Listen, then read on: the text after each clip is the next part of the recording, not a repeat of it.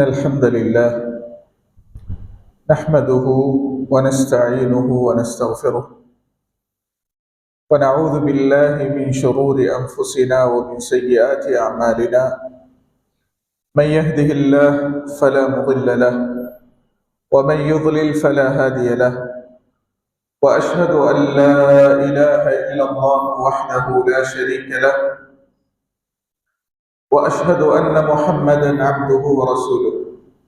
اللهم صل وسلم وبارك عليه وعلى آله وصحبه وسلم تسليما كثيرا إلى يوم الدين. أما بعد، يا أيها الذين آمنوا اتقوا الله حق تقاته ولا تموتن إلا وأنتم مسلمون.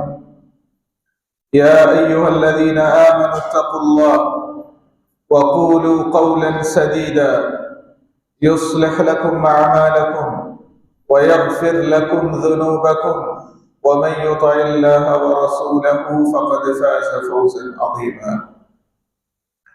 அளவற்ற அருளாளன், நிகரில்லா அன்புடையோன், எல்லாம் வல்ல அல்லாஹ் சுப்ஹானஹு வ தஆலாவுக்கு புகழ் அனைத்தும். ஸலவாத்தும் ஸலாமும் அருமை நபி ஸல்லல்லாஹு அலைஹி வஸல்லம் அவர்கள் மீதும், அவர்களுடைய வாழ்க்கை நெறியை பின்பற்றி வாழுகின்ற முஸ்லிம்கள் அனைவர்கள் மீதும் என்றென்றும் உண்டாவதாக. புனித ஜும்மாவினுடைய கடமைகளை நிறைவேற்றுவதற்காக அல்லாஹு தஆலாவினுடைய மாளிகையில் குழுமியிருக்கின்ற அல்லாஹ்வின் நல்லடியார்களே, அருமை சகோதரர்களே, அல்லாஹு தஆலாவை நாம் என்றும் எப்போதும் ரகசியத்திலும் பரகசியத்திலும் அவனை பயந்து, அவனை நினைத்து, அவனுடைய கட்டளைகளை ஏற்று நடந்து, அவனால் தடுக்கப்பட்ட ஹராமான காரியங்களில் இருந்து முற்றாக விலகி வாழுவதுதான் உண்மையான தக்வாவின் அடையாளமாகும். அந்த தக்வாவை என்னுடைய ஃபத்வாவின் ஆரம்பத்திலே நினைவூட்டியவனாக ஒரே ஆரம்பம் செய்கின்றேன். அன்பின் இஸ்லாமிய சகோதரர்களே, அல்லாஹ்வின் நல்லடியார்களே,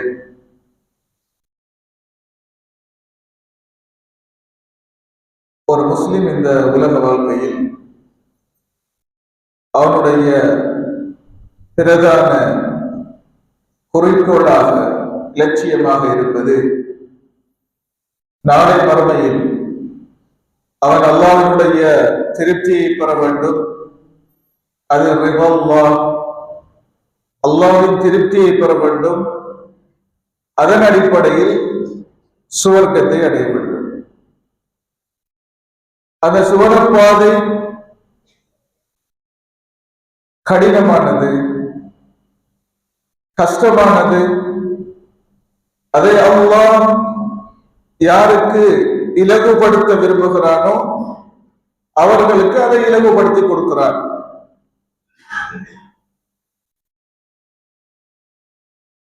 அந்த லட்சியம் சுவனப்பாதை. அந்த பாதையில் நீங்கள் எப்படி பயணிக்க வேண்டும், அதில் என்ன தடைகள் உள்ளன, அந்த தடைகளை நீங்கள் எப்படி தாண்டுவீர்கள், இது சம்பந்தமாகவும் அல்லாஹ் தஆலா குர்ஆனிலும் நபி ஸல்லல்லாஹு அலைஹி வஸல்லம் அவர்களும் இந்த உம்மத்துக்கு விளக்கமாக சொல்லியிருக்கிறார், விரிவாக விளக்கியிருக்கிறார். எனவேதான் நபி ஸல்லல்லாஹு அலைஹி வஸல்லம் அவர்கள் நமக்கு எந்த அளவுக்கு விளக்கி இருக்கிறார்கள், எல்லாவற்றையும் சொல்லி இருக்கிறார்கள், வழிகாட்டி இருக்கிறார்கள். எதையும் வழிகாட்ட வேண்டிய, சொல்ல வேண்டிய எந்த ஒரு அம்சத்தையும் அவர்கள் விடாது எல்லாவற்றையும் வெற்றி வைத்தார்கள் என்பதை சல்மான் அல் ஃபாரிஸி ரலியல்லாஹு அன்ஹு அவர்கள் அதை நமக்கு அழகாக சொல்கிறார். சுனன் அத்-திர்மிதி என்கிற கிரந்தத்தில் சல்மான் அல் ஃபாரிஸி ரலியல்லாஹு அன்ஹு அவர்கள் ஷாம், சிரியாவில் இருக்கிற போது அங்கே சிரியாவில் இருந்தவர்கள் கேட்டார்கள், ஒரு ஏளனமாக, ஒரு நையாண்டி பண்ணுகிற ஒரு பாணியிலே கேட்டார்கள், உங்களோட நபி எல்லாவற்றையும் சொன்னார்கள், விளக்கினார்கள், வழிகாட்டினார்கள் என்று நீங்கள் அதிகமாக சொல்கிறீர்களே, அல்லமக்கும் நபியுக்கும் குல்ல ஷைஇன் ஹத்தல் ஹிராஆ. ஹிராஆ என்றால் மலசல தேவைக்கு வெளிவாசலுக்கு சென்றால் எப்படி நடந்து கொள்ள வேண்டும், நாம் வர வேண்டிய ஒழுங்குகள் இல்லை, ஆகும் குறைந்தபட்ச அவசியம் செய்ய வேண்டிய ஒழுங்கு, அதுக்குத்தான் ஹிராஆ என்று சொல்வது. இதையும் உங்கள் நபி சொல்லி இருக்கிறாரா, உங்களுக்கு வழிகாட்டி இருக்கிறாரா, கற்றுத் தந்திருக்கிறாரா என்று கேட்டார்கள். இதை பற்றியெல்லாம் அவர் பேசிக்க மாட்டார் என்ற ஒரு நோக்கத்தில் சொன்னார்கள். அப்பதான் சல்மான் அல் ஃபாரிசி ரலியல்லாஹு அன்ஹு அவர்கள், அஜல், ஆம், அதையும் சொல்லி தந்திருக்கிறார்கள், எல்லாவற்றிலும் எங்களுக்கு வழிகாட்டித்தான் இருக்கிறார்கள் என்று சொல்லிவிட்டு தான் சொன்னார்கள், வழிவாசலுக்கு போனால் கிபிலாவை முன்னோக்கி உட்கார வேண்டாம், வெட்ட வெளியில பாலைவனத்துல கட்டப்பட்ட கட்டடங்களுக்குள் இல்லாமல் வெளியில வெளிவாசலுக்கு போய்விட்டால் கிபிலாவை முன்னோக்கி உட்கார வேண்டாம் என்று சொல்லியிருக்கிறார்கள். அதே போன்று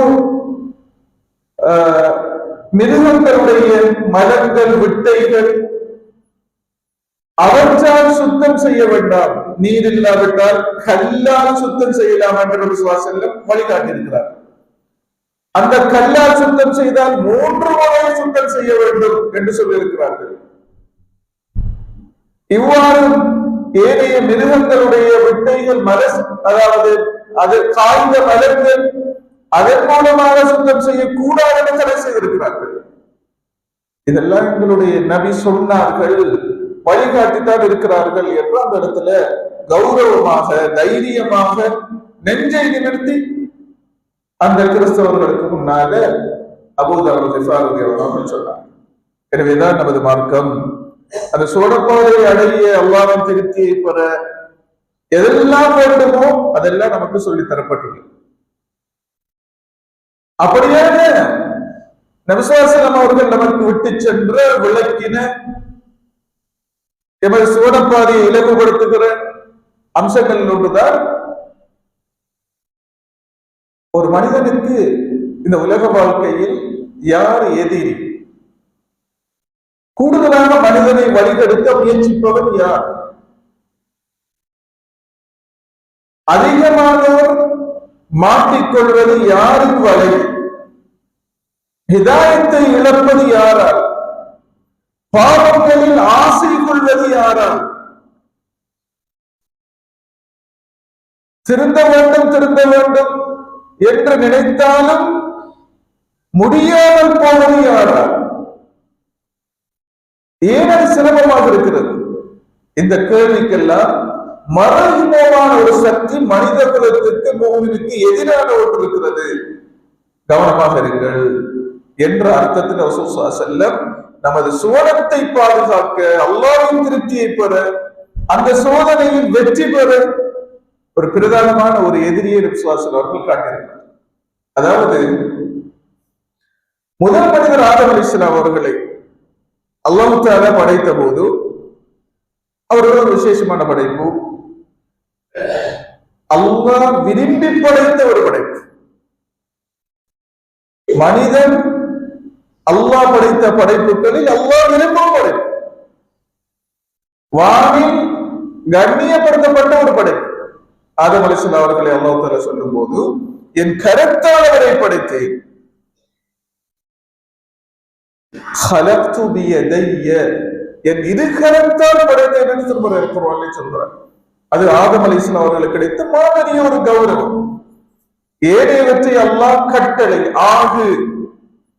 ஆகிவிடு என்று படைத்த என்று சொல்லும் போது, ஆதம் அவர்களை சொல்லும் போது என் கரத்தால் படைத்தவர். இந்த ஆதம் அலைஹிஸ்ஸலாம் அவர்களை வானிலே அல்லாஹ் தஆலா அவர்கள் கண்ணியத்தை, கௌரவத்தை, இந்த மனிதன் என்பவன் ஒரு உயர்வானவன் என்பதை உணர்த்த வானவர்களுக்கு அதை சொல்ல அல்லாஹ் என்ன செய்தான்? வானவர்களுக்கு மரியாதைக்காக சிரம்பணியுமாறு வானவர்களுக்கு சொன்னார். ஆதமுக்கு வானவர்களே மரியாதைக்காக சிரம்பணி, சுஜூத், அது மரியாதைக்காக செய்யப்படுகிற சுஜூத். அப்படி என்றால் இபாதத்துக்காக செய்யப்படுகிற சுஜூத் அல்ல. இப்ப நமக்கு மரியாதைக்காகவும் யாரும் யாருக்கும் சுஜூத் செய்வது கூடாது, ஹராம், நமது மார்க்கத்தில் தடை. அன்று வாணி அல்லாஹ் அந்த ஆதமின் பெருமையை, கண்ணியத்தை காட்ட அவ்வாறு அனுமதித்தான். நபி ஸல்லல்லாஹு அலைஹி வஸல்லம் நமக்கு அதை அனுமதிக்கவில்லை. அது இந்த மார்க்கத்தில் யாரும் யாருக்கும் சுஜூத் செய்ய முடியாது, மரியாதைக்காக இருந்தாலும் சரிதான் என்பதை நாம் உணர்ந்து கொள்ள வேண்டும். அப்ப அங்க வானத்துல சுஜூத் செய்ய சொன்னவுடன் மாணவர்களுடைய இயல்பான தன்மை அல்லாஹ் சொன்னா செய்வார்கள், யோசிக்க மாட்டார்கள், காரணம் தேட மாட்டார்கள். அவர்கள் இறை கட்டளைக்கு முற்றாக கட்டுப்படுவார்கள். சுஜூத் செய்தார்கள். ஒரே ஒரு ஆள் அங்க எழுந்திருக்கிறார், சுஜூதில் விழவில்லை, சுஜூத் செய்யவில்லை. அது யார்? அதுதான் இப்லீஸ். ஏன் சுஜூத் செய்யல? அப்பதான் சொன்ன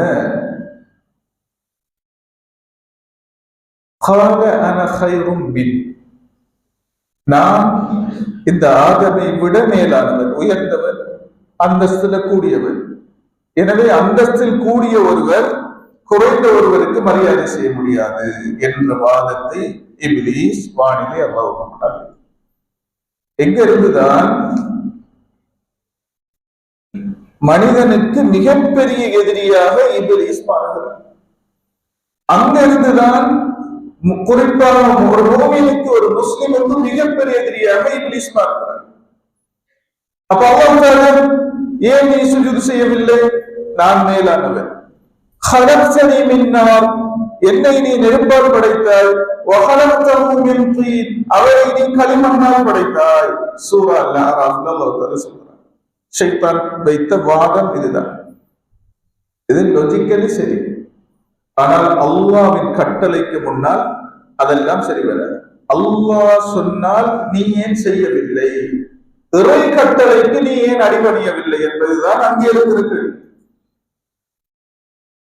இப்ப இந்த கட்டளை, இந்த பெருமை இறை கட்டளைக்கு முன்னால் இருந்ததால் அல்லாஹ் தஆலா அவனை சபித்தான், பூமிக்கு அவன் தூக்கி வீசப்பட்டான் என்று திருமறை அல்-குர்ஆன்ல பார்க்கிறோம். அந்த நேரத்தில் தான் ஷைத்தானுக்கும் இப்லீஸுக்கும் அல்லாஹ்வுக்கும் இடையில் அந்த நடந்த உரையாடலை திருமறை அல்-குர்ஆன்ல அல்லாஹ் தஆலா கிட்டத்தட்ட ஒரு 7 இடங்களில் அந்த சுஜூத் செய்ய சொன்ன விஷயம், அதில் இப்லீஸ் எதிர்த்த விடயம், இது குர்ஆன்ல 7 இடங்களிலே சொல்லப்பட்டுள்ளது.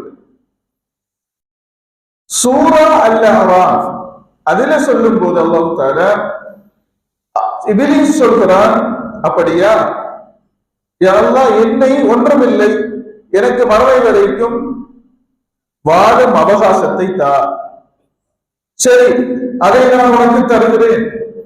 இப்ப இப்லீஸ் சொல்கிறான், இப்ப நான் என்ன செய்வேன்? قال لأقعدن قال فبما أغويتني, என் இறைவா, என்னை நீ உன் ரஹ்மத்தில் இருந்து தூரப்படுத்தியதால், என்னை தூக்கி வீசிவிட்டதால், நான் உன் அடியார்களை لأقعدن لهم صراطك المستقيم, الصراط المستقيم, நேரான பாதை. அது என்ன பாதை? அது ஒரு மனிதனை அந்த பாதையால் போனால் ஒரு மனிதன் நல்ல மனிதனாக இருக்கலாம், ஒரு நல்ல இறையடியானாக இருக்கலாம், நல்ல மூமினாக இருக்கலாம். அந்த பாதையில் போனால் சுவர்க்கத்தை இலகுவாக அடையலாம். இப்ப ஷைத்தான் இப்லீஸ் சொல்கிறார், நான் அந்த பாதை முன்னால் உட்கார்ந்து கொண்டிருப்பேன், என்னுடைய வேலையை அந்த வழியில் உட்கார்ந்து கொண்டிருப்பேன். உன் அடியார்களுக்கு முன்னாலும் வருவேன், பின்னாலும் வருவேன், இடதாலும் வருவேன், வலதாலும் வருவேன். பிறகு முடிவாக وَلَا تَجِدُ أَكْثَرَهُمْ شَاكِرِينَ, அவர்களில் அதிகமானோரை உனக்கு நன்றி உள்ள அடியார்களாக, உன்னை வணங்கும் அடியார்களாக வாழ விட மாட்டேன். அக்ஸரண்ட அதிகமானார்கள். அப்ப அதிகமானாக்கள் என் வலையில் சிக்குவார்கள். ஸிராத்தல் முஸ்தகீம் என்கிற நேரான பாதையில் அவர்களால் செல்ல முடியாமல் இருக்கும். நான் உட்கார்ந்து கொண்டு விட மாட்டேன். என்றால் உட்கார். பாருங்கள், அப்ப அந்த இடத்திலேதான் இப்லீஸ் என்பவன் முஃமின்களுக்கு மிகப்பெரிய சவாலாக, எதிரியாக மாறுகிறான் என்பதை இந்த திருமறை அல் குர்ஆன் வசனங்கள் அதிகமாக பேசுவதை பார்க்கலாம். ஆகவேதான் அல்லாஹ் தஆலா மொத்தமாக நமக்கு குர்ஆனில் சொல்லியிருக்கிறான், இன்ன ஷைத்தான லகும் அதுவ், ஷைத்தான் உங்களுக்கு விரோதியே, ஃபத்தஹிதுஹு அதுவா, நீங்கள் அவனை விரோதியாகவே பார்த்துக் கொள்ளுங்கள், எடுத்துக் கொள்ளுங்கள். இன்னமா யதுஉ ஹிஸ்பஹு, அவனுடைய அணியை அவன் கொண்டு போய் வீழ்த்துவதெல்லாம், அழைப்பதெல்லாம், லியகூனு மின் அஸ்ஹாபிஸ் ஸஈர், எரியும் நரகவாதிகளாக, எரியும் நரகம் அதன் சொந்தக்காரர்களாக மாற்ற, அதற்குரியவர்களாக மாற்றவே அவன் அழைத்துக் கொண்டிருப்பான் என்று அல்லாஹ் திருமறை அல் குர்ஆனில் நமக்கு அழகாக சுட்டி காட்டுவதை பார்க்கிறோம். அன்புக்குரிய சகோதரர்களே, அல்லாஹ்வின் நல்லடியார்களே, ஆகவேதான் மனிதனுடைய உள்ளத்தை மாற்றுவது, நல்லதை கேட்க விடாமல் நல்ல விடயங்களை ஆசை கொள்ளாது அவனை திசை திருப்புவது. குறிப்பாக சொல்ல போனால் இமாம் இப்னுல் ஜௌசி என்கிறவங்க ஒரு நூல் எழுதியிருக்கிறார்கள், ஒரு அருமையான நூல், தல்பீசு இப்லீஸ் என்று அந்த நூலுக்கு அவர்கள் பெயரிட்டிருக்கிறார்கள்.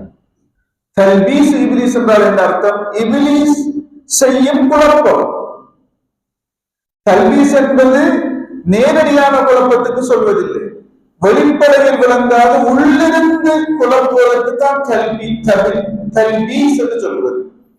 ஷைத்தான் எப்பையும் அதிகமாக இப்லீஸ் நேரடியாக முஃமின்களிடம் வருவதில்லை, வேறு விதமாகத்தான் மக்களை வழிகெடுக்கிறார். எனவேதான் ஷைத்தானின் சதிவலைகள், அப்படி நூல்கள் நிறைய எழுதப்பட்டது. அப்படி ஒரு முஃமினை வழிகெடுப்பதற்கு ஷைத்தான் என்ன வழிகளை கையாள்வான் என்று தேடி பார்த்தால் நாம் புரிய வேண்டிய பிரதானமான ஒன்றுதான். சொல்லுவாங்க, நமக்கு பாவங்களை அலங்காரமாக காட்டுவது,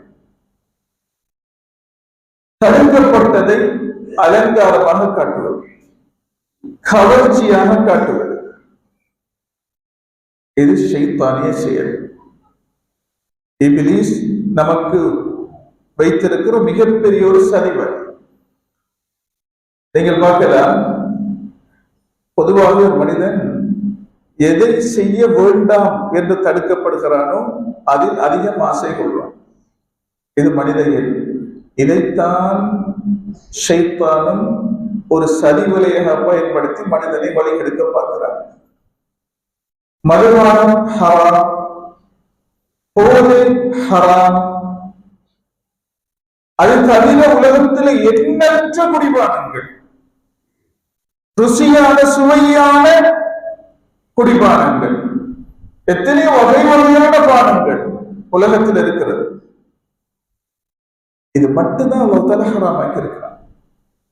ஆனால் எதில் இன்றைக்கு மனிதன் அதிகமாக விழப்பார்க்கிறான், இந்த சமூகம் வீழ்ந்து கொண்டிருக்கிறது என்று பார்த்தீங்கன்னா, எதில் அதிக நாட்டம் இருக்கிறது, எதில் மனிதன் ஆசைப்படுகிறான் அதிகம் என்று மக்கள் அதிலிருந்து தப்பித்துக் கொள்வதற்கு திண்டாடிக் கொண்டிருக்கிற பிரச்சனை என்று பார்த்தால் இந்த போதை வஸ்து, மதுபானம், சிகரெட், இதுகள் தான் மிக ருசியானதாக காட்டப்படும். அவங்களோட பார்வையில, அவங்களோட உணர்வுல இவைகள் எதெல்லாம் தடுக்கப்பட்டிருக்கிறதோ அதெல்லாம் ஒரு கவர்ச்சியான ருசியான வடிவில காட்டப்படுவதை பார்க்கிறோம். நீங்கள் பார்க்கலாம், அதை இமாம் இப்னுல் ஜௌசி எழுதுறாங்க, நமது கண் பார்வை கூட எப்படி அதை ஷைத்தான் பயன்படுத்துகிறான். அவங்க சொல்றாங்க ஒரு அழகான ஒரு தத்துவத்தை, எமது கண் அடைய முடியாததை, தடுக்கப்பட்டது, எதெல்லாம் நமக்கு கூடாது, வேண்டாம், நல்லதல்ல என்று தடுக்கப்பட்டு நாம் அடைய முடியாமல் இருக்கிறோமோ அதை எமது கண் அதற்குரிய தோற்றத்தில் பார்க்காது வேறு வடிவத்தில் பார்க்கும் என்றார். அப்படி என்றால் எதெல்லாம் நமக்கு கிடைக்கலையோ, எதெல்லாம் ஹராமோ அது சாதாரணமான ஒன்றாகத்தான் இருக்கும். ஆனா நமது கண் அது என்னமோ அதில் இருப்பது போன்றும், அதில் என்னென்னமோ எல்லாம் இருப்பது போன்றும், அதை அடையும் வரை, அது கைக்கு கிடைக்கும் வரை நமது கண் என்னை ஏமாற்றிக் கொண்டே இருக்கும். இதை நாம பார்க்கலாம் சாதாரணமாக. ஒரு பொருள், ஒருவர் ஒரு ஒரு போன், மொபைல் போனை வாங்குறதுக்கு ஆசைப்படுகிறார். புதிதாக ஒரு மாடல் போனை வாங்க ஆசைப்படுகிறார். அவரால் அதை வாங்க முடியவில்லை. இப்படியான நிலையில் ஒரு மனிதன் அந்த கட்டத்தை அடைந்து விட்டால், அந்த போன் எந்த தொலைவில் இருந்தாலும், யார் கையில் இருந்தாலும் அதை பார்ப்பதும் ரசிப்பதும், அதில் என்னமோ ஒன்று இருப்பது போன்றும் ஆசைப்பட்டு கொண்டு இயங்கிக் கொண்டுதான் இருப்பான். எப்ப அது கைக்கு வருகிறதோ அது ஒரு வாரத்துக்குள் அதை பயன்படுத்திவிட்டு அவன் கண்டது, கனவு கண்டதை, யோசித்தது, தூர இருந்து பார்த்தது எதுவுமே இவ்வளவுதானா, இதற்காகத்தான நான் ஆசைப்பட்டு என்னவெல்லாம் என் கண்ணுக்கு தோன்றியது, இப்ப அதை காணோமே. இதுதான் துன்யா, இதுதான் உலகம். எமது கண் தூர இருப்பதை எல்லாம், நாம் ஆசைப்படுவதை எல்லாம் அப்படித்தான் பார்த்து கொண்டிருக்கும், ஏமாற்றும் என்ற அந்த யதார்த்தத்தை இமாம் இப்னுல் ஜௌசி அவர்கள் சொல்றார். இதுதான் அன்புக்குரிய சகோதரர்களே, திருமறை குர்ஆன்ல நீங்க பார்த்தா ஷிர்கான அம்சங்களை மக்களுக்கு நல்லதாக காட்டுவது, இது நல்ல செயல், இது யார்? இது ஷைத்தானின் செயல். ஷிர்கை ஊக்குவிப்பது அது இப்லீசுடைய சதி. சூரா யாசீனை நாம் ஓதுறோம். சூரா யாசீன்ல படித்து பாருங்கள். சூரா யாசீன் எத்தனையோ நோக்கங்களுக்காக ஓதப்படுகின்றது. ஆனால் பொருள் உணர்ந்து ஓதினால் எவ்வளவு பாடங்கள் அதில் உள்ளன, எத்தனை சம்பவங்கள் உள்ளன. சூரா யாசீன் அல்லாஹ் தஆலா சொல்கிறான், அலம் அஹத் இலைக்கும் யா பனி ஆதம அல்லா தஅபுது ஷைத்தான், ஆதமின் மக்களே, மனித குலமே, ஷைத்தானை வணங்க வேண்டாம் என்று உங்களிடம் நான் உறுதிமொழி எடுக்கவில்லையா? இன்னமுலக்கும் அதுவும் முபீன், அவன் உங்களுக்கு பகிரங்கமான விரோதியாக இருக்கிறான் என்று சொல்லவில்லையா? அப்ப ஷிர்கில் நீங்கள் வீழ்வது ஷைத்தானின் செயல். அவன் தான் உங்களை வீழ்த்திக் கொண்டிருக்கிறான். எனவே ஷைத்தானை வணங்குகிறீர்கள்.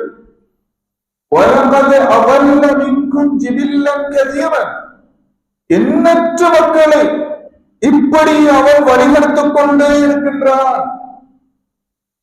ஜிபில்லன் கதீரன், ஏராளமானவர்களை வீழ்த்தி விட்டான் ஷிர்கில்.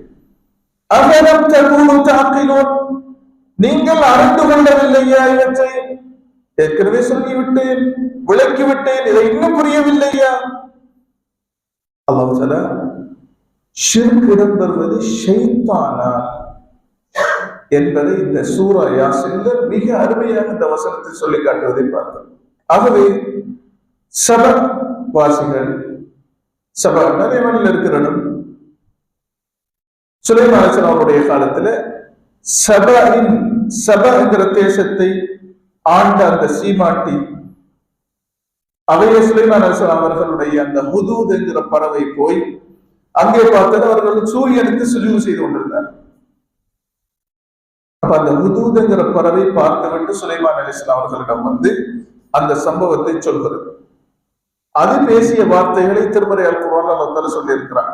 சூரா அன்-நம்ல் அது சொல்லுது, அல்லா யஸ்ஜுது லில்லாஹ் அல்லதி யுக்ரிஜுல் ஹபஅ ஃபிஸ் ஸமாவாத்தி வல் அர்த். அல்லாஹ்வை அவர்கள் வணங்க வேண்டாமா? வானம் பூமிகளை படைத்து ஆடும், அவற்றிலிருந்து பயிர்களை முளைவிக்க செய்யும், பூமியிலிருந்து பயிர்களை முளைவிக்க செய்யும் ஆற்றல் உள்ள, அவற்றை பூமியில் உள்ளவற்றை வானில் உள்ளவற்றை அறியும் ஆற்றல் உள்ள அந்த அல்லாஹ்வை வணங்க வேண்டாமா என்று சொல்லிட்டு அதே சொல்லுது, அவர்கள் அந்த செயலை ஷைத்தான் அழகாக காட்டிக் கொண்டிருக்கிறான், அழகாக காட்டிக் கொண்டிருக்கிறான், நன்றாக காட்டிக் கொண்டிருக்கிறான். அது ஷைத்தான் தீய செயலை ஷிர்கை ஊக்குவிப்பது, அதை நல்ல வடிவில் காட்டுவது அவனுடைய செயல் என்பது திருமறை அல் குர்ஆன் சொல்வதை பார்க்கிறோம். அதே போலதான் நீங்கள் பார்க்கலாம் என்று ஆடை ஒழுங்கு, ஆடை ஒழுங்கு மார்க்கம், முழுமையான மார்க்கம் இஸ்லாமிய மார்க்கம். நாம் ஏற்கனவே சொன்னதுல முழுமையான மார்க்கம் எல்லாத்திலும் வழிகாட்டும் ஆடை கலாச்சாரம். ஆண் இஸ்லாமிய ஆடை, ஆண் என்ன எதை அணிய வேண்டும், பொதுவான ஒழுங்கு என்ன, நிபந்தனை என்ன மார்க்கம் சொல்லியிருக்கிறது. பெண்களுக்கு கொஞ்சம் கண்டிப்பான நிபந்தனைகளை போட்டிருக்கு. ஒரு பெண்ணுடைய ஆடை எப்படி இருக்க வேண்டும், அந்நிய ஆண்களுக்குள் இருந்தால், வெளியில் சென்றால் அதற்குரிய ஒழுங்குகள் என்ன, இறுக்கமாக இருக்கக்கூடாது, கவர்ச்சியாக இருக்கக்கூடாது, மெல்லியதாக இருக்கக்கூடாது, உடம்பு உள் உறுப்புகள் வெளிப்படும் வண்ணம், வெளியில் விளங்கும் வண்ணம் மென்மையாக இருக்கக்கூடாது, வீசும் மற்றவர்களை ஈர்க்கக்கூடிய வாசனை பொருட்களை கொண்டதாக இருக்கக்கூடாது, தன்னுடைய உடம்பு முழுவதும் மறுத்ததாக இருக்க வேண்டும், முகத்தையும் இரு மணிக்கட்டுகளை தவிர. இது இஸ்லாம் பெண்ணுடைய ஆடைக்கு சொல்லக்கூடிய ஒழுங்கு. நபி ஸல்லல்லாஹு அலைஹி வஸல்லம் இப்படித்தான் வழிகாட்டி இருக்கிறார். இதற்கு தந்த ஒழுங்கை போய் இருந்தால் அது ஹிஜாப், அது இஸ்லாமிய ஆடை, அதுதான் நாகரிகம். இன்றைக்கு பார்க்கலாம் அந்த ஆடை கலாச்சாரத்திலே நீங்க பாருங்கள், இத்தனை வடிவங்கள், அசிங்கங்கள், ஒழுக்கத்துக்கு எதிரான வடிவங்கள், ஒரு பெண்ணுக்கு இருக்க வேண்டிய வெட்கம், கூச்சம், அது இரண்டும் ஒரு பெண்ணுக்கு அழகு. அந்த ரெண்டையும் அப்படியோ குழி தோண்டி புதைச்சிட்டு அந்த ஆடை கலாச்சாரம் வெளிப்பட்டுக் கொண்டிருப்பதை நாம் பார்க்கிறோம். இதெல்லாம் மற்றவர்கள் அழகு என்றுதான் செய்கிறார்கள், வடிவு என்று செய்கிறார்கள், கவர்ச்சி என்று செய்கிறார்கள், நாகரிகம் என்று செய்கிறார்கள். எனவேதான் நபி ஸல்லல்லாஹு அலைஹி வஸல்லம் அவர்கள் இந்த நிலைமை என்னுடைய உம்மத்துக்கு வந்துவிடக் கூடாது என்கிறதுக்காக கடுமையான எச்சரிக்கை போட்டிருக்கிறார். நாம் இன்று பார்க்கிறோம், ஒரு ஆணுடைய ஆடை, ஒரு ஷர்ட், ஒரு ட்ரௌசர், அதற்கு மேலால இன்னும் கொஞ்சம் விசேஷமா போடுவதா இருந்தால் அதுக்கு மேல ஒரு கோட், அந்த கோட், அந்த பட்டன், அதை மறைக்கிறதுக்கு வேறையாக கழுத்துப்பட்டி எல்லாம் அணிந்து, காலையும் மறைத்து சாக்ஸ், அதுக்கு மேல ஷூ, ஆண் முழுமையாக மறைக்கப்படுகிறார். இந்த ஆடை அணிந்து கொண்டு எங்கே போகிறான்? ஒரு பொதுவான ஒரு பெருங்கூட்டம், ஒரு விசேஷமான ஒரு நிகழ்ச்சியில கலந்து கொள்வதற்காக, பங்கேற்பதற்காக போகிறார். அதே இடத்துக்கு ஒரு பெண் என்று போவதாக இருந்தால் அப்படியான ஆடையை தெரிவு செய்வார். எவ்வளவு இறுக்கமாக இருக்க வேண்டும் அவ்வளவு இறுக்கமாக, எவ்வளவுக்கு வெளியில காட்ட முடியுமோ அவ்வளவுக்கு வெளிப்படுத்திக் கொண்டு, எவ்வளவுக்கு தன்னிடம் இல்லாத அளவை வெளிப்படுத்தும் வண்ணம் எவ்வளவு தூரம் தன்னை கவர்ச்சிகரமாக மாற்றலாமோ அவ்வளவு தூரம் கவர்ச்சியாக மாற்றிக்கொண்டு, என்று சாதாரணமாக இதுதான் நாகரிகம் என்ற பெயரிலே மக்கள் அலைவதை பார்க்கிறோம். இது நல்லதா? இது யதார்த்தபூர்வமாக இது நல்லதா? மார்க்கம் இருக்கட்டும், ஆனால் மனித இயல்புக்கே எதிரானது. ஆனால் எல்லோரும் செய்து கொண்டிருக்கிறார். முஸ்லிம்கள் ஓரளவு கட்டுப்பாட்டுடன் இருந்தாலும் இன்று உலகத்தில் அதிகமாக இப்படித்தான் இருக்கிறது. இதை அழகாக காட்டியது யார்? இந்த கூச்சத்தை வெக்கத்தை குழி தோண்டி புதைச்சிட்டு இப்படி நாகரிகம் என்ற பெயரில் வெளியில் கொண்டு வந்தது யார்? இதுவும் இபிலீசுடைய, இதை அழகாக காட்டுவது இபிலீசுடைய சதியாகும். எனவேதான் திருமறை அல் குர்ஆன்ல சூரா அல் அராஃப்ல மனிதனுடைய வெக்கத்தை கூச்ச உணர்வை குறைப்பது, அந்த சதியில் ஈடுபடுவது ஷைத்தானிய செயல் என்பதை உணர்த்தும் விதமாகத்தான் சூரா அல் அராஃப்ல நீங்க பார்க்கலாம். அல்லாஹ் தஆலா சொல்கிறான், யா பனி ஆதம், மனித குலமே, قد أنزلنا عليكم لباسا يواري سوآتكم وريشا, நாம் உங்களுக்கு அணிய ஆடைகளை, உங்கள் மறைவிடங்களை மறைக்க போதுமான ஆடைகளை வசதிகளை இந்த பூமியிலே நாம் இறக்கி வைத்திருக்கிறோம். மறைத்துக் கொள்ளுங்கள், அலங்காரமாக உங்களை அலங்கரித்துக் கொள்ள அந்த ஆடையை நாம் வைத்திருக்கிறோம், வசதிகளை வைத்திருக்கிறோம், அணிந்து அழகாக இருங்கள். அல்லாஹ் தஆலா அதை அடுத்து சொல்ற வசனம் என்னென்றால், யா பனி ஆதம், ஆதமுடைய மக்களே, லா யஃப்தினன்னகும் ஷைத்தான், நீங்கள் ஷைத்தானுடைய ஃபித்னாவுக்குள் மாட்டிக்கொள்ள வேண்டாம், அவருடைய சதிக்குள் மாட்டிக்கொள்ள வேண்டாம். ஏன் அப்படி அல்லாஹ் தஆலா ஆணையை சொல்லிவிட்டு இரண்டாவது வசனத்தில் அவன் சதிக்குள் மாட்டிக்கொள்ள வேண்டாம்? அல்லாஹ் தஆலா சொல்கிறான், சுவனத்தில் இருந்த ஆதமையும் ஹவ்வாவையும் முதலாக அவன் அவர்களுக்கு செய்த சதியே அவர்களை நிர்வாணமாக்குவதுதான். திருமறை அல் குர்ஆன் சொல்லுது, லா யஃப்தினன்னகும் ஷைத்தான், ஷைத்தானுடைய சதிக்குள் நீங்கள் மாட்டிக்கொள்ள வேண்டாம். கமா அக்ரஜ அபவைக்கும் மினல் ஜன்னah, சுவனத்தில் உங்கள் தாய் தந்தையரை அவன் தான் வெளியேற்றினான். சுவனத்தில் இருந்து அவன் சதியால் தான் வெளியேற்றப்பட்டார்கள். அங்கே அவர்களுடைய ஆடைகளை களைந்து அவர்களை நிர்வாணமாக்கினான்.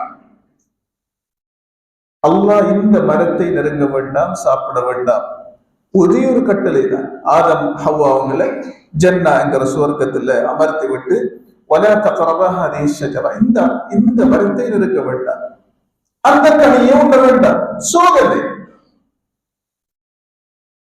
ஷைத்தான் அவர்களை ஏமாற்றி, எப்படி ஏமாற்றினார்? ஆதம் அலைஹிஸ்ஸலாம் அவர்கள் ஒரு சிறந்த மனிதர், முதல் மனிதர். எப்படி ஏமாந்தார்கள்? அவங்க இலகுவில் ஏமாற மாட்டார்கள், அவர்கள் நம்பி ஏமாந்தார்கள். அப்படி ஷைத்தான் என்ன சொன்னான்? ஷைத்தான் சொன்னது, ஆதமே, இந்த கனியை சாப்பிட வேண்டாம், மரத்தை நெருங்க வேண்டாம் என்று சொன்னதெல்லாம், நீ இதை சாப்பிட்டால் இந்த சுவர்க்கத்திலே நிரந்தரமாக இருப்பாய், நீ நிரந்தரமாக இருந்துவிடக் கூடாது என்பதற்காகத்தான் அந்த கட்டளை உனக்கு பிறப்பிக்கப்பட்டுள்ளது. சாப்பிட்டால் இதுதான் எல்லா காலமும் நீங்க இங்கதான் இருப்பீங்க. ஆதம் அலைஹிஸ்ஸலாம் நம்பினாங்க. அப்ப இங்க இருந்தா நல்லமே, எனவேதான் அதை சாப்பிட்டார்கள். திருமறை அல் குர்ஆன்ல அல்லாஹ் தஆலா மிக தெளிவாக சொல்கிறான், அலா அதுல்லுக அலா ஷஜரத்தில் ஹுல்த் வ முல்கின் லா யப்லா, எல்லா காலமும் தங்கி இருக்கக்கூடிய அழியாத முடிவில்லாத வாழ்க்கை வேண்டுமா, இந்த கனியை சாப்பிடுங்க. சுவர்க்கத்தில் நிரந்தரமாக இருக்க வேண்டுமா, இந்த கனியை சாப்பிடுங்க. நம்பினாங்க. என்ன நடந்தது? சுவனத்திலிருந்து வெளியேற்றப்பட்டார்கள், ஆடைகள் இல்லாம மாறினார்கள் சுவனத்துக்குள்ளேயே. எனவேதான் அல்லாஹ் தஆலா சொல்கிறான், ஷைத்தானின் வலையில் சிக்கிவிட வேண்டாம், உங்கள் தாய் தந்தையரை சுவனத்திலே அவன்தான் ஆடையை கலற்றி நிர்வாணமாக்கினான். அது நிர்வாண கலாச்சாரம். ஷைத்தான் மனிதர்களை விளையாடுகிற கலாச்சாரம்.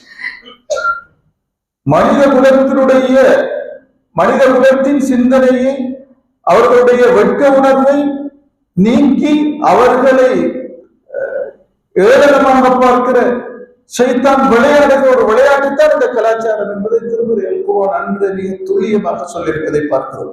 ஆகவேதான் முஸ்லிம்களாகிய நாம் அந்த ஆடை கலாச்சாரத்திலும் அந்த ஷைத்தானின் சதிவலைக்குள் மாட்டிக்கொள்ளாமல் என்றும் ஒரு கௌரவமான, எல்லாரும் மதிக்கக்கூடிய, பாராட்டக்கூடிய ஒரு ஆடை கலாச்சாரம் எமது மார்க்கத்திலே மாத்திரம்தான் இன்றும் பேணப்பட்டு வருகிறது. எல்லாம் இப்படியான எமது மார்க்கம் சொல்லக்கூடிய அருமையான அம்சங்களை நாம் எமது வாழ்விலே கடைபிடித்து ஷைத்தானுடைய திருந்தலிலிருந்து பாதுகாக்கப்பட்டவர்களாக அல்லாஹ் தஆலா நம் அனைவரையும் ஆக்கி அருள்வானாக. வஆகிரு தஅவானா அல்ஹம்துலில்லாஹி.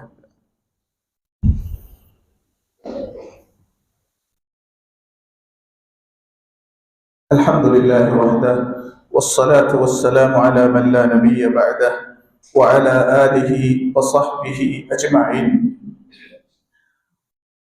يا أيها الذين آمنوا اتقوا الله حق تقاته ولا تموتن إلا وأنتم مسلمون. அன்புக்குரிய சகோதரர்களே, ஷைத்தான் மனிதனை வழிகெடுக்கக்கூடிய இன்னொரு அம்சம்தான் சிலர்களுக்கு பாவத்தை ருசியாக காட்டுவது, தவிர்த்து கொள்ள முடியாது, அப்படியே மாற்றிக் கொண்டிருக்கிறது. இன்னொரு சார் இருக்கிறார்கள், அவர்கள் நல்லவர்கள், இறையடியார்கள்,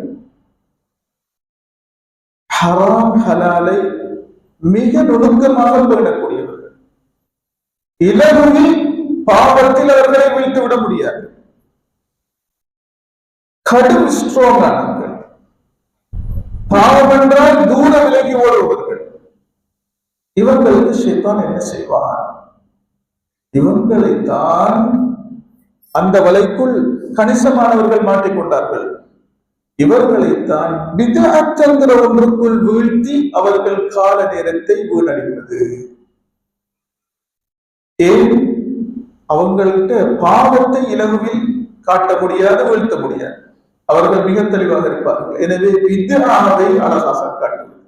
நீங்க பாருங்கள், எத்தனையோ நல்ல மக்கள், நன்மக்கள், இறையடியார்கள், முத்தகீன்கள் ஒரு திக்ர் ஒன்று செய்து கொண்டிருப்பாங்க. ஒரு மனிதனால கணக்கில் அந்த திக்ர்ல இருப்பாங்க. ஆனா அந்த திக்ர் எந்த ஒரு ஹதீஸிலும் இடம்பெற்றிருக்காது. அதற்கு எத்தனையோ நன்மை இருப்பதாக செய்து கொண்டிருப்பார்கள். அவ்வளவு மனிதனாலும் ஒரு விதத்தில் கருத்து கொண்டிருப்பார்கள். பெருநாள் இரவு தொழுகை தொழுவார்கள். பெருநாள் இரவை தொழுகையில் ஹயாத்தாக்கினால் இந்த நன்மை என்று ஒரு மௌது என்று கட்டப்பட்ட ஹதீஸ். அந்த இரவு பூராக அந்த தொழுகை என்று அவர் தொழுது கொண்டிருப்பார். மணித்தியால கணக்குல நன்மை இருக்குமா? இருக்காது. இது இன்னொரு சாரார திசை திருப்புற வேலை. பித்அத் ருசியா காட்டு. ஏன்? பாவம் பாவம் தான், அதை எல்லோரும் அறிவார்கள். இது பாவம் என்று யாரும் ஏமாற்ற முடியாது. பித்அத் அப்படி அல்ல. பித்அத் நல்ல வழியில் இருப்பது. இபாதத், தொழுகை, சொல்வது பிழையா? ஸலவாத் சொல்வது பிழையா? அதெல்லாம் நல்ல விடயம் தானே. இந்த திக்ர் செய்வது தவறா? எனவே அவர்கள் அதில் நேர காலத்தை செலவழித்துக் கொண்டு அவர்கள் நேரம் அதிலே வீணடிக்கப்படும். நாளை மறுமையில இந்த திக்ர் நான் ஓதினேனே, எங்கே இந்த நன்மைகள் எல்லாம்? அது மார்க்கத்தில் இல்லை. நீங்கள் செய்த திக்ர் மார்க்கத்தில் இல்லை. அந்த தொழுகை மார்க்கத்தில் இல்லை.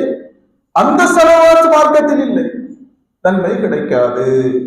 இப்படியும் சிலர்கள் ஏமாற்றப்படுவார்கள். எனவேதான் ரசூல் ஸல்லல்லாஹு அலைஹி வஸல்லம் அந்த சுன்னத்தை பின்பற்றுங்கள், பித்அத்தில் வீழ்ந்து விடாதீர்கள் என்பதை எச்சரிப்பதற்கும் அதுதான் காரணம்.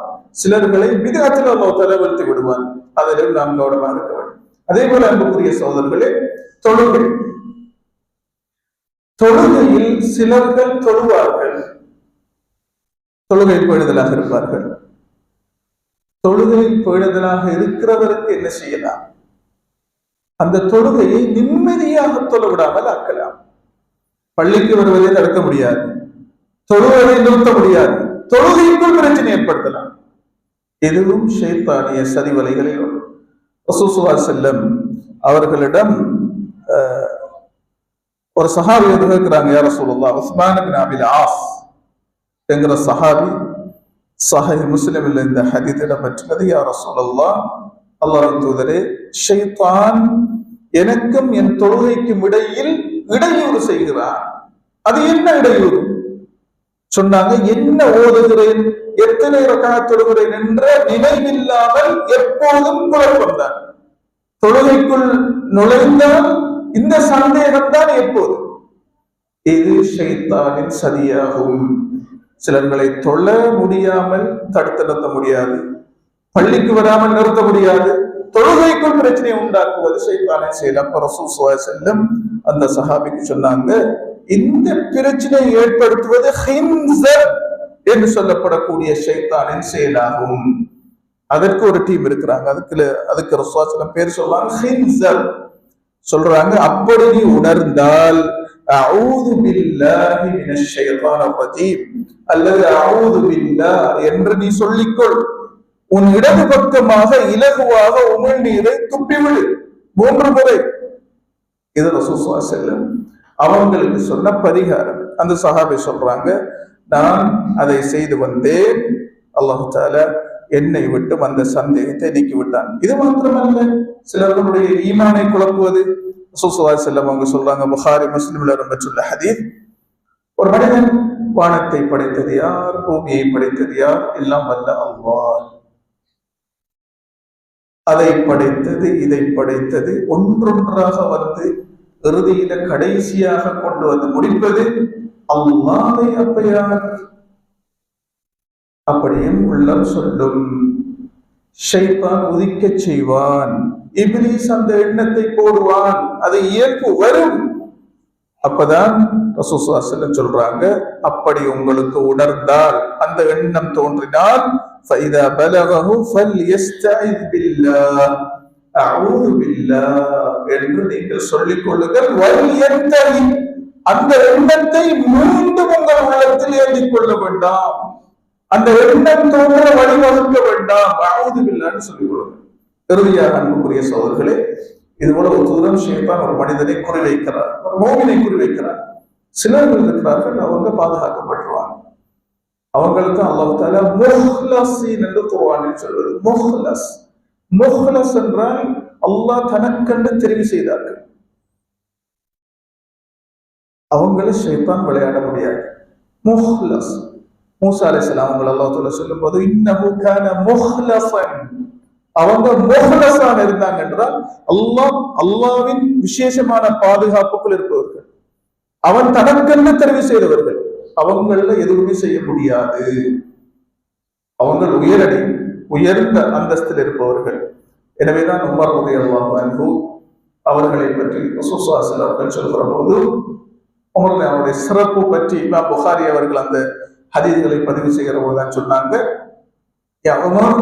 உமரே, இன்னொரு செய்தியில, உமர் ஒரு வழியால் பயணிக்கிற போது அந்த வழியால் ஷைத்தான் பயணிக்க மாட்டான், அந்த வழியால் ஷைத்தான் செல்ல மாட்டான்.